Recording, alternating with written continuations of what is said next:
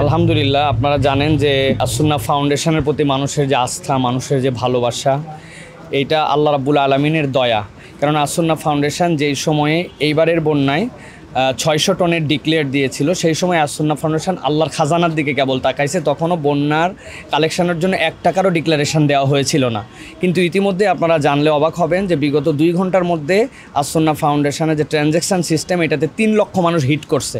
এই 3 লক্ষ মানুষ হিট করা মানে কেউ 5 টাকা, 10 টাকা, 100 টাকা, 1 লাখ টাকা, যার যেরকম করে দিচ্ছে, কিন্তু 3 লক্ষ মানুষ এটাতে হিট করছে। এরা তার মানে যে সেই মানুষরা এটাতে ট্রাস্ট করছে, বিশ্বাস রাখছে। দ্বিতীয় কথা হচ্ছে যে আমাদের যে স্বেচ্ছাসেবক দরকার, যারা স্বেচ্ছাসেবকের জন্য আমরা বলেছিলাম, মানুষের এত প্রাণের সারা, কেননা ম্যাক্সিমাম মানুষ এর আগের যে কোনো বন্যায় ফিজিক্যালি ইনভলভ হতে পেরেছে, কিন্তু এখন উদ্ধার কার্যক্রমে হয় নাই। সেই হিসেবে মানুষজন ফিজিক্যালি ইনভলভ হতে পারে নাই। তারা চাইছে যে একটা প্যাকেটের সাথেও আমার হাতটা লেগে যাক। এই ভালোবাসায় অজস্র মানুষ এসেছেন। কিন্তু আমরা বিনয়ের সাথে জানাতে চাই যে আমাদের এখানে লোক দেখানো কাজ নেই। সুতরাং যে পর্যন্ত তাদের অংশগ্রহণ দরকার, সেই পর্যন্ত আমরা বাই স্টেপ তাদেরকে বলেছি আবার আসবেন, আবার আসবেন। কারণ আজকেই কাজ শেষ নয়। আমরা ঢাকায় থেকে অনুভব করতে পারছি না যে বন্যার তীব্রতাটা ঠিক কোন জায়গায় পৌঁছাইছে। এটার পুনর্বাসন পর্যন্ত আমরা হিসাব করতেছি আরও 3 মাস আমাদেরকে মিনিমাম কাজ করতে হবে। তাদেরকে রান্না করা খাবার এক পর্যায়ে পৌঁছাতে হবে, কেননা আশ্রয়ের জায়গা পেলেও তাদেরকে চাল দিতে পারি, ডাল দিতে পারি, কিন্তু তারা রান্না করতে পারবে না। সুতরাং অনেক কাজে আমাদের মানুষকে দরকার। আপনারা দেখেছেন কি অমানবিক দৃশ্য সেই জায়গাতে, মানুষ গরু ছাগলকে ছেড়ে দিয়েছে।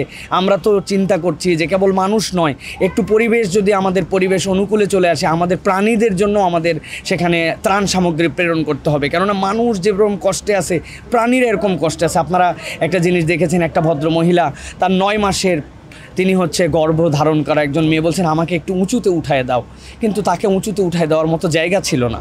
আমরা দেখেছি পিতার কাঁধের মধ্যে সন্তানদেরকে নিয়ে আসছেন। আমরা জানি না সেই পিতা তার সন্তানদেরকে নিয়ে নিরাপদ জায়গাতে আসতে পারছেন কিনা, কারণ আমরা জায়গা মতো তো পৌঁছাতে পারতেছি না, তাদের কাছে নেট নাই।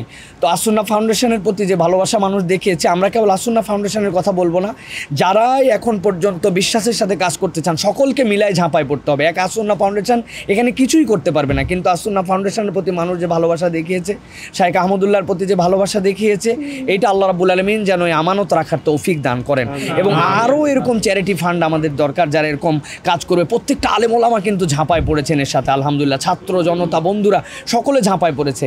একটা বিষয় আমি আমাদের যারা আক্রান্ত হয়েছেন তাদের কাছে হয়তো কোনো সময় বার্তায় যাবে, আমি তাদেরকে বলতে চাই যে আপনাদেরকে আমরা ভুলে যাব না ইনশাআল্লাহ। আপনাদের ঘরে ফিরিয়ে, আপনাদের মুখে হাসি দিয়ে তারপর আমরা মাঠ থেকে উঠব।